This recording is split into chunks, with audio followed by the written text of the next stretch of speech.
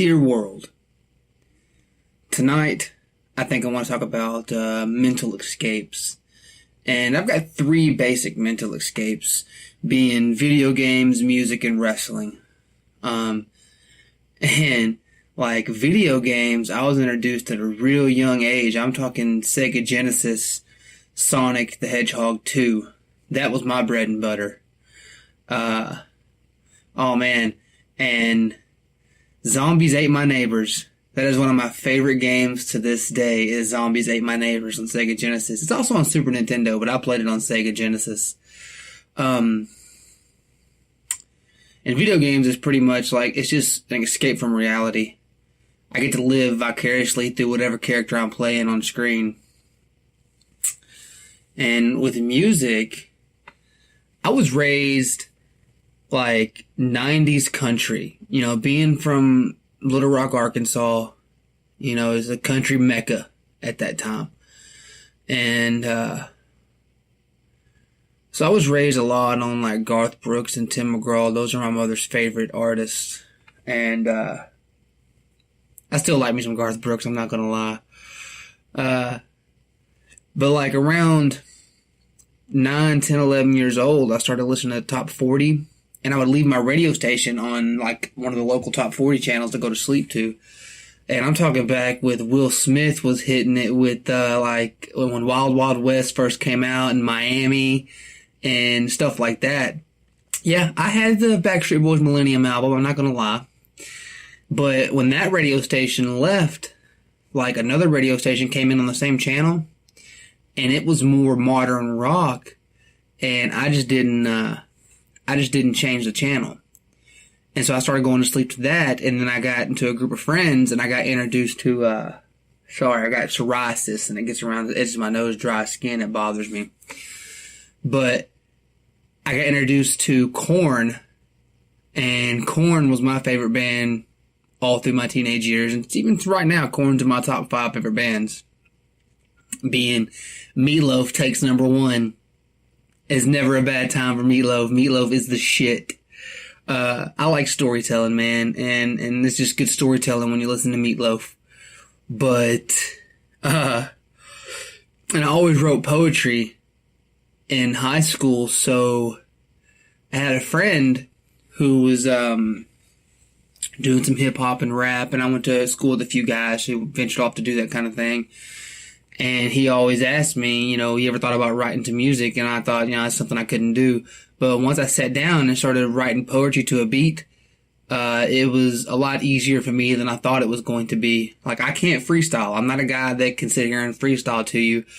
But one of my favorite lines in an upcoming track I'm trying to finish is, with a pen, pad, and vision, my words become ammunition. And so I'm a guy with a pen and a pad. You give me a beat and a pen and a pad and a couple of hours, and I'll have shit done for you. In music, to this day, plays a big part in who I am. I love music. And I don't talk about much about video games, because everyone who knows me and everyone who goes to this channel knows by this point I've got well over 100 videos of me playing video games. You know I play video games. You know I enjoy it. It's a good way for me to get my personality out there live streaming. But music, man. Music is something that I'm always self-conscious about, because I put a piece of myself in just about everything that I do, because I believe that an element of truth is the best way to tell a story. And moving on to wrestling, I was in, I think, the 5th grade. So what is that, 10 years old? Something like that. And I was into X-Men, and I had X-Men action figures and all that good stuff. X-Men was the end-all be-all for me, the 90s cartoon series. Yeah, I fucking love X-Men. I even went back and watched it on Netflix, and it holds up for me. It may not hold up for a younger audience, but being nostalgia reasons, it holds up for me. I love it. That's one of the reasons why I liked Days of Future Past so much, because it was a story that was told in that I remember from the 90s cartoon. So I was into X-Men and everything, and I was into action figures. And my stepdad at the time, whose name was Ryland, he brings home this WWF action figure. It is Stone Cold Steve Austin, and it was he had the plastic chest and the rubber arms that were like this. And anyway, he was wearing blue jeans and an Austin 316 t-shirt. It wasn't like he was decked out to wrestle or anything, but I didn't know who it was. So I decided to watch Monday Night Wrestling to find out who this guy was, and I fell in love with wrestling. It was X-Men brought to life for me. It was a real life comic book happening in front of my face, and I ate it up. I ate it up. And I remember vividly, I know WrestleMania 14 wasn't the first pay-per-view. I think we may have watched Royal Rumble, but I remember WrestleMania 14 like the back of my hand, because I remember we only had one cable box in the house, and you had to turn to like channel 61 to get it. And so me and my mom and Rylan all piled up in their bedroom and watched WrestleMania 14, and it was so exciting. We're talking Undertaker versus Kane for the first time. Shawn Michaels and Steve Austin headlined it with Special Enforcer Mike Tyson. I was losing my shit as a kid, and Stone Cold won. Oh my goodness. And so after that, I started collecting WWF action figures, and I got pissed off at my mom because I was 15. It wasn't like I was a kid anymore, but I was 15, and I had like 40 WWF action figures, wrestling ring and all. I loved my action figures. And she would ask me all the time, don't you think you're a little old for that? Don't you think you're a little old for that? Well, once I finally bid on it, and I was like, yeah, sure, I'm a little old for it. And I come home from school, and she has given all my action figures away. And I was just heartbroken. Oh, why would you do that? Anyway, that's a fond memory I share that I get to relive all the time with my mother.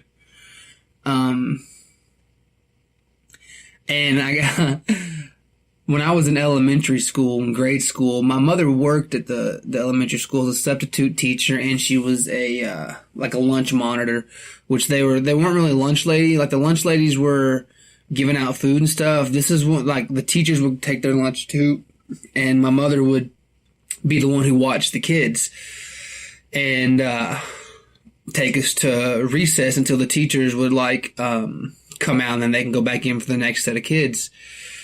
So everyone there knew my mother, and I was a kid, and kids say mean things, and I said a racial slur, and it got back to my mom, and it got back to everybody because everyone knew me because my mom worked there. So to hear me say something like that, they were just like, not Cody. And so my mom, our principal, who is an African-American woman, her name was Miss Ruffins, and I love Miss Ruffins. My mom made me write an apology letter to Miss Ruffins. And what I may have said may have been about her. I don't know. You know, I was a kid. Kids say mean things. So I wrote an apology letter to Miss Ruffins. And I've said before that I don't words good. Well, I don't spell good either. I don't spell good at all. I always have to ask how to spell things that are common sense to most people. So I wrote this apology letter, and in there somewhere I said I'm sorry, but I spelled sorry wrong. I think I spelled it S-O-R-Y.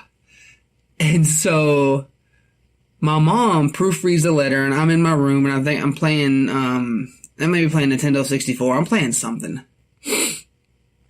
And she comes in there, and she's like, Cody, spell wrestling.